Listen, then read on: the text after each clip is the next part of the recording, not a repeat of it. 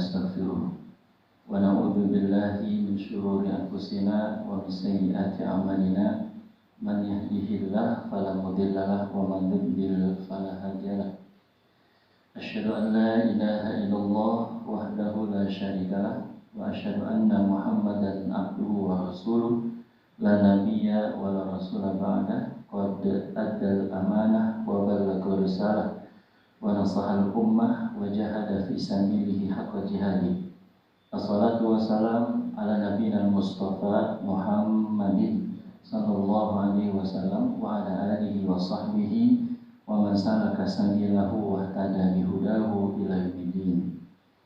قال الله تعالى في كتابه الكريم أعوذ بالله من الشيطان الرجيم يا أيها الذين آمنوا اتقوا الله حق تقاته ولا تموتن إلا وأنتم مسلمون يا أيها الناس اتقوا ربكم الذي خلقكم من نفس واحدة وخلق منها زوجها وبث منهما رجالا كثيرا ونساء واتقوا الله الذي تساءلون به والأرحام إن الله كان عليكم رقيبا يا أيها الذين آمنوا اتقوا الله وقولوا قولا سديدا يصلح لكم أعمالكم ويغفر لكم ذنوبكم ومن يطع الله ورسوله فقد فاز فوزا عظيما أما بعد فإن أصدق الحديث كتاب الله وخير الهدي هدي محمد صلى الله عليه وسلم وشر الأمور محدثاتها وكل محدثة بدعة وكل بدعة ضلالة وكل ضلالة في النار. Bapak-bapak dan saudara serta adik-adik yang Allah muliakan, pada kesempatan Jumat kali ini di awal tahun 2021 ini, khatib ingin menyampaikan sebuah tema, yaitu tentang revolusi akhlak. Revolusi akhlak perlu khatib sampaikan dan jelaskan kepada umat pada kesempatan yang baik ini agar tidak mudah ditakut-takutin, agar tidak mudah kemudian diadu domba dengan teror yang mengatakan bahwa revolusi akhlak itu bahaya. Jadi kata-kata revolusi itu bahaya, jangan didengar dan seterusnya. Nah, pada kesempatan yang berbahagia ini khatib mau menjelaskan bahwasanya revolusi akhlak itu bukan hal yang baru. Dia sudah ada jauh sebelum seorang tokoh Islam menyerukan revolusi akhlak. Sudah ada. Siapa yang bawa? Nabi Muhammad sallallahu alaihi wasallam. Beliaulah yang pertama kali menyampaikan tentang revolusi akhlak. Nabi sallallahu alaihi wasallam khatib sampaikan dua hadis saja. Yang pertama hadis riwayat Imam Ahmad. Ini jarang didengar hadis ini mungkin. Bunyinya adalah innama bu'ithu liutammima sholihal akhlaq. Yang belajar bahasa Arab pasti paham. Kata-kata innama itu tidak bisa tidak harus begitu. Kata-kata innama enggak bisa enggak harus itu revolusi sudah. Bahwa tidak bisa tidak harus begitu, aku diutus untuk memperbaiki atau menyempurnakan akhlak yang bagus. Ini hadis yang jarang didengar. Nah, kemudian yang kedua ada hadis riwayat Al-Hakim dalam kitab Mustadrak Al-Hakim. Ini yang kita sering dengar hadisnya. Innama bu'ithu liutammima makarimal akhlaq. Bahwa tidak bisa tidak harus begitu, aku diutus untuk menyempurnakan akhlak yang mulia. Ini jelas zaman dirahmati Allah bahwa revolusi akhlak sudah ada, dibawa oleh Nabi Muhammad sallallahu alaihi wasallam. Berarti yang mempermasalahkannya mungkin buta sejarah atau belum tahu hadisnya atau pura-pura tidak tahu hadisnya. Wallahu a'lam. Kemudian jamaah salat Jumat yang Allah muliakan. Yang berikutnya Allah Ta'ala memuji Nabi kita tercinta Muhammad SAW dalam surah Al-Qalam ayat 4. Ini pujian langsung datang dari Allah. Wa innaka la'ala khuluqin 'azim. Sungguh benar-benar engkau ya Muhammad memiliki akhlak yang azim, yang mulia. Dan Ibunda Aisyah juga pernah ditanya tentang akhlak Rasul. Ibunda Aisyah menjawab, "Kana khuluquhul Qur'an." Akhlak Rasulullah adalah Al-Qur'an. Itu yang dirahmati Allah. Kemudian mari kita simak pernyataan statement dari Syekh Al-Imam Ibnu Qayyim Al-Jauziyah rahimahullah ta'ala. Beliau serius mengatakan bahwa seluruh agama itu isinya akhlak. Jadi semakin baik akhlak seseorang, agama seseorang itu pun semakin baik. Berarti mafhum mukhalafahnya, kebalikannya adalah kalau orang akhlaknya buruk, agamanya juga buruk, udah pasti itu. Ini pernyataan para ulama. Kemudian kita dengarkan pernyataan dari Al-Imam Abul Atahiyah yang wafat pada 211 Hijri. Jadi kata Imam Abul Atahiyah, ya, Imam Hasan Abul Atahiyah, beliau mengatakan nilai seseorang itu terletak pada akhlaknya, attitude-nya, budi pekertinya. Kemudian kita dengarkan syair-syair dari beliau, dari Al-Imam Abul Atahiyah ini. Beliau membuat syair yang sangat indah. Kata beliau, la tanduranna li afwabin ala ahadin in rumta ta'rifuhu fanzur ilal adabi. Ini syair yang bagus. Kata beliau, artinya adalah bahwa jika janganlah engkau melihat seseorang itu dari baju yang dipakainya. Kalau engkau ingin kenal orang tersebut, perhatikanlah adabnya, perhatikanlah akhlaknya. Jadi jangan lihat seseorang itu dari baju yang dipakainya, jangan. Tapi perhatikanlah akhlaknya. Kemudian jamaah yang dirahmati Allah Ta'ala, beliau juga membuat syair. Ya, syair yang berikutnya adalah fal'udu law lam tafur rawa'ihuhu lam yufarriqun nas bainal udi wal hatabi. Artinya kayu gaharu itu jika tidak mengeluarkan wanginya, maka manusia sulit untuk membedakan mana kayu gaharu dan mana kayu biasa. Ini pentingnya akhlak jamaah yang dirahmati Allah. Nah, makanya kita sampaikan pentingnya revolusi akhlak.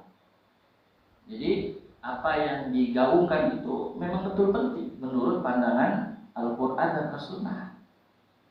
Pertama, pentingnya revolusi akhlak itu attitude, moral, etika, akhlak. Kenapa penting? Dia menentukan jalan hidup seseorang. Satu. Jadi revolusi akhlak itu menentukan jalan hidup seseorang. Ingat jamaah yang dirahmati Allah, ketika Ja'far diklarifikasi oleh Raja Najasyi, kan diprovokasi oleh orang-orang kafir Quraisy supaya sahabat Nabi ini dipulangin ke Mekah, jangan dilindungin. Raja Najasyi bertanya kepada Ja'far sebagai pimpinan sahabat pada waktu itu, emang apa sih yang dibawa oleh Nabi itu, oleh Muhammad itu?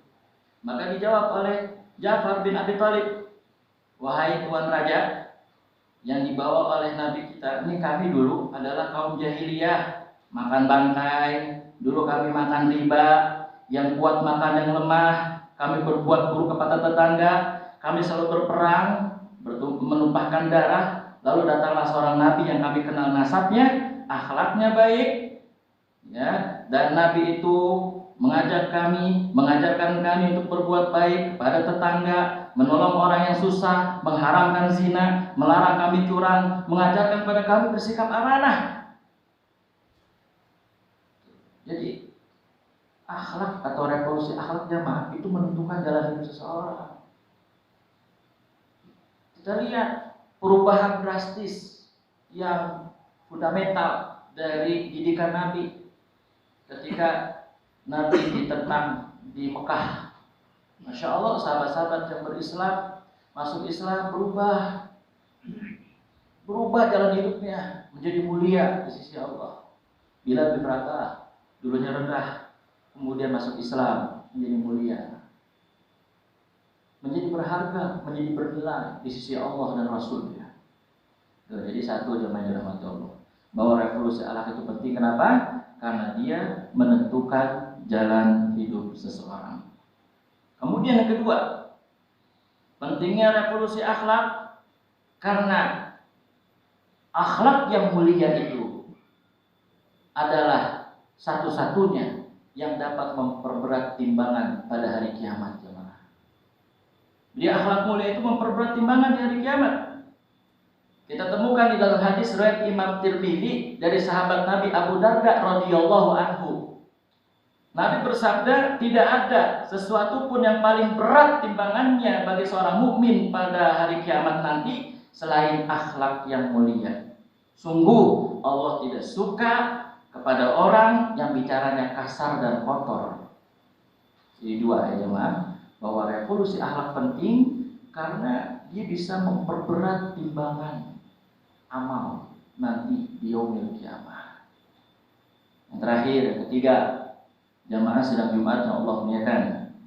Kenapa akhlak itu penting atau revolusi akhlak itu penting? Karena akhlak yang buruk itu bisa merusak amal. Jadi amal-amal yang dulu bapak-bapak dan saudara lakukan, yang sekarang lakukan, kalau akhlaknya buruk, terhapus semua amal-amalnya itu.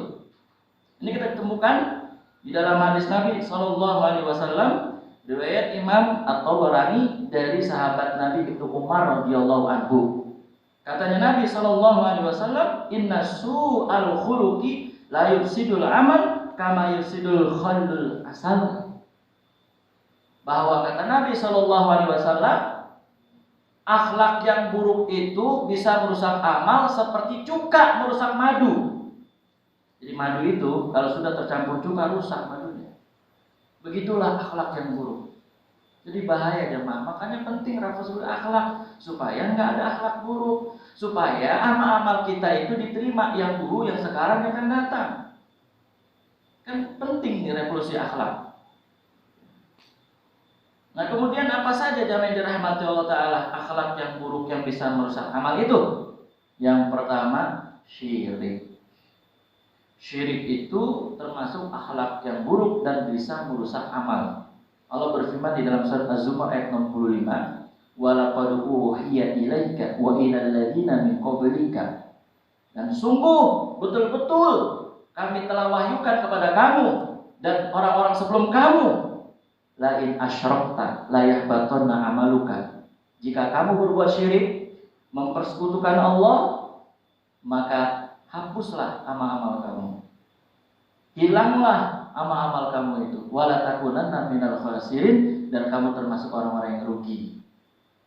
Menyangka amalnya banyak, ternyata terhapus karena berbuat syirik kepada Allah Ta'ala.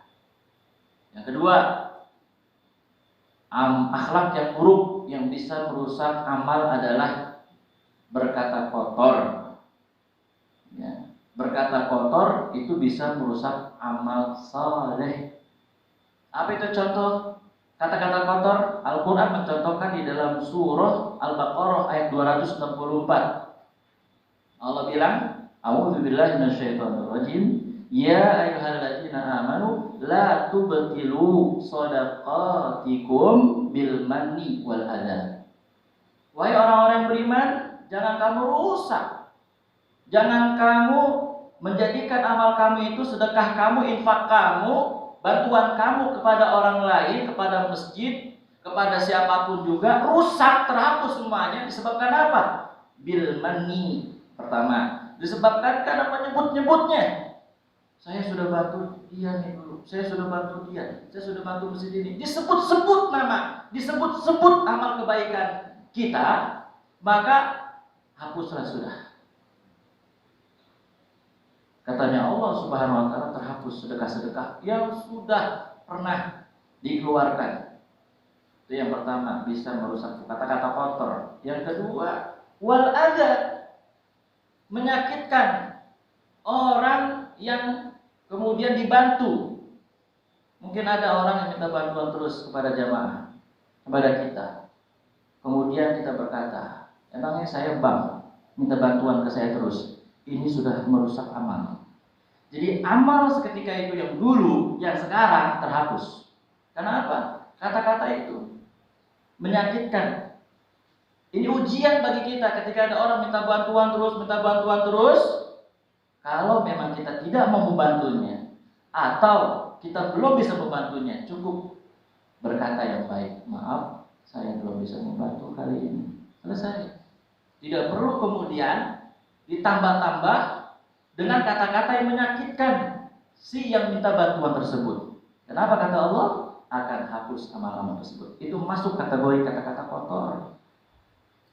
Atau kita sudah memberi bantuan itu, tapi sambil menggerutu. Diberi bantuan orang yang minta bantuan, tapi sambil menggerutu. Itu juga masuk kategori kata-kata kotor yang bisa menghapus amal-amal saleh. Yang ketiga, jemaah sidang Jumat yang Allah muliakan, akhlak yang buruk bisa merusak amal, itu riya. Riya merusak amal. Allah jelaskan dalam surat Al-Maun ayat 4 sampai 6, wawailul lil musallin, celakalah orang salat, alladzina hum an salatihim sahun, orang yang lalai salatnya, alladzina hum yuraun, dan orang yang berbuat riya. Riya itu pengen dilihat, pengen dipuji orang, itu riya. Tapi jangan coba-coba kita menuduh orang riya, nggak boleh. Orang upload ini, upload itu, kita jangan menuduh. Wah, ini dia berbuat riya, karena yang tahu dia riya adalah dia dan Allah. Kita nggak berhak. Dan kalau kita menuduh orang yang upload ini, upload itu, upload kebaikan, bantuan kemanusiaan di sosial media, kemudian kita tuduh riya, kita lacang terhadap hak prerogatif Allah Ta'ala. Ini berbuat riya buat kita sendiri masing-masing. Jangan nunjuk orang. Kalau ada orang upload ini, upload itu tentang kebaikan, biarkan saja. Kita husnuzon kepadanya, berbaik sangka kepadanya, mungkin dia untuk membuat inspirasi kepada orang yang melihatnya. Lalu jamaah yang dirahmati Allah, yang keempat adalah sombong. Ini juga sama, bisa merusak amal. Dalam hadis dari Imam Muslim dan Abu Daud. Nah, Imam Muslim dari Ibnu Mas'ud radhiyallahu anhu, Nabi bersabda, la yadkhulul jannata man kana fi qalbihi mithqala dzarratin min kibrin. Tidak masuk surga orang yang di dalam hatinya ada sedikit kesombongan. Nah, itu enggak masuk surga. Kemudian yang kelima, yang bisa merusak amal adalah amal soleh, hasad, iri, dengki. Ini juga bisa merusak amal. Nabi menggambarkan, mencontohkan seperti kayu bakar yang mudah terbakar, kemudian jadi arang, jadi debu. Itulah orang-orang yang dengki, yang hasad kepada saudaranya. Boleh jadi dua. Satu, kepada orang yang berilmu, kita pengen seperti dia mengamalkan ilmunya. Yang kedua, orang yang kaya dermawan, kita pengen seperti dia dermawan, itu boleh jadi.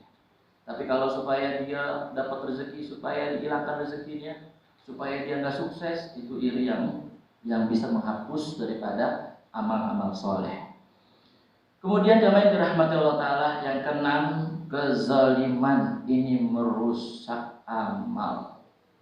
Hati-hati jamaah, kita berdoa kepada Allah supaya terhindar dari orang-orang zalim, dan kita juga berdoa kepada Allah supaya kita tidak berbuat zalim.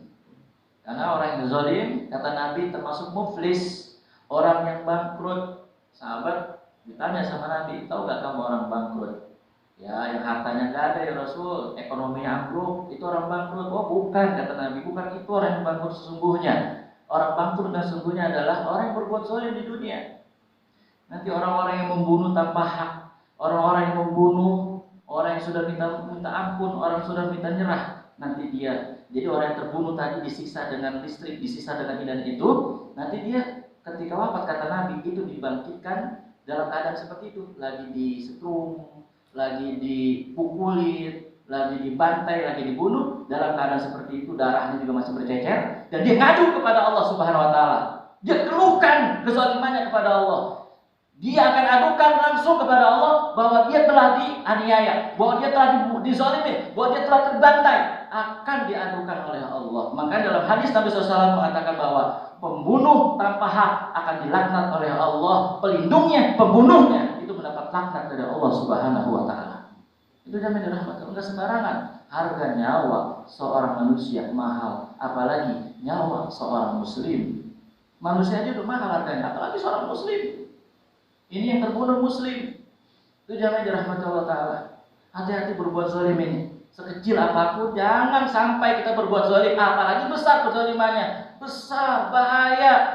Nanti dia datang, dia dalam hadis yang lain dalam kegelapan. Nauzubillahi min dzalik. Waliyadzubillah. Yang terakhir, jamaah salat Jumat yang Allah muliakan, akhlak yang buruk yang bisa merusak amal saleh adalah akhlak yang membuat orang lari daripadanya. Ya, orang lari daripadanya. Makanya Nabi pernah diingatkan oleh Allah dalam surah Al-Imran ayat 159. Fabima rahmatin minallah lintalahum walau kunta fadlan walidul qalbi lan fadu min hawlik. Jika sekiranya engkau Muhammad kemudian keras kepada orang-orang itu yang kamu dakwai, maka mereka akan lari. Tapi kamu lembut, kamu membawa rahmat, maka orang-orang suka dengan kamu. Jadi diperingatkan. Ya, akhlak yang buruk memang membuat orang akan lari dan dirahmati Allah. Mana ada orang yang akhlaknya buruk kemudian ditemenin atau disukai, itu jarang sekali. Dan orang saleh nggak mau berteman dengan orang seperti itu. Demikian jamin dirahmati Allah Taala. Mudah-mudahan kita dapat menyambut seruan ini, revolusi akhlak di tahun 2021 ini, agar akhlak kita hanya akhlak yang baik dan kita berusaha untuk menghindari akhlak yang buruk. Amin ya rabbal alamin. Barakallahu li wa lakum fil Qur'anil azim wa nafa'ani wa iyyakum bima fihi minal ayati wa dzikril hakim. Wa taqabbalallahu minna wa minkum tilawatahu innahu huwas samiul alim. Aqulu qouli hadza wa astaghfirullahal azim li wa lakum wa lisa'iril muslimin fastaghfiruhu innahu huwal ghafurur rahim.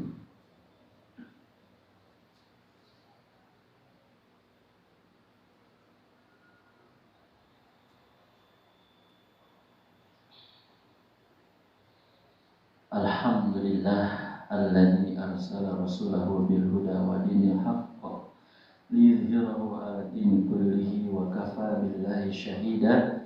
Asyhadu an la ilaha illallah wahdahu la syarika lah wa asyhadu anna Muhammadan abduhu wa rasuluh la nabiyya wa la rasula ba'da.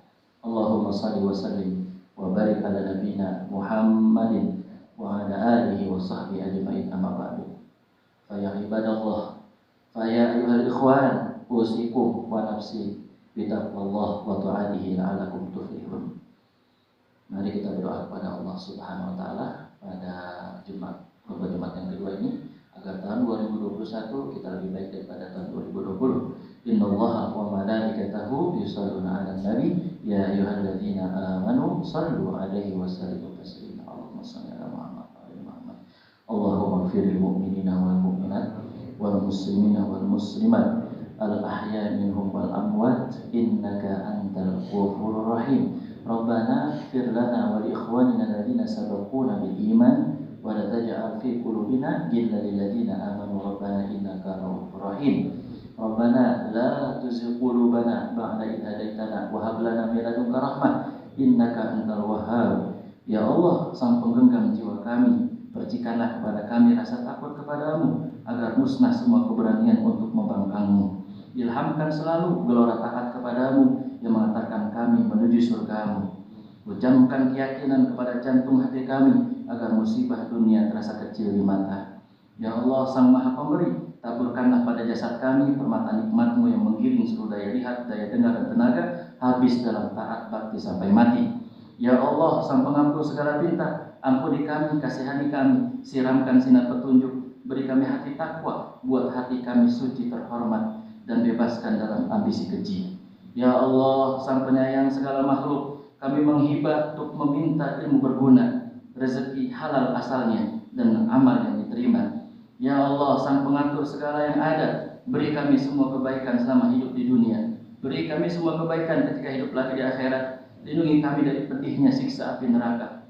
Allahumma ya Allah, sungguh mereka telah melampaui batas dengan menumpahkan darah saudara-saudara kami tanpa hak.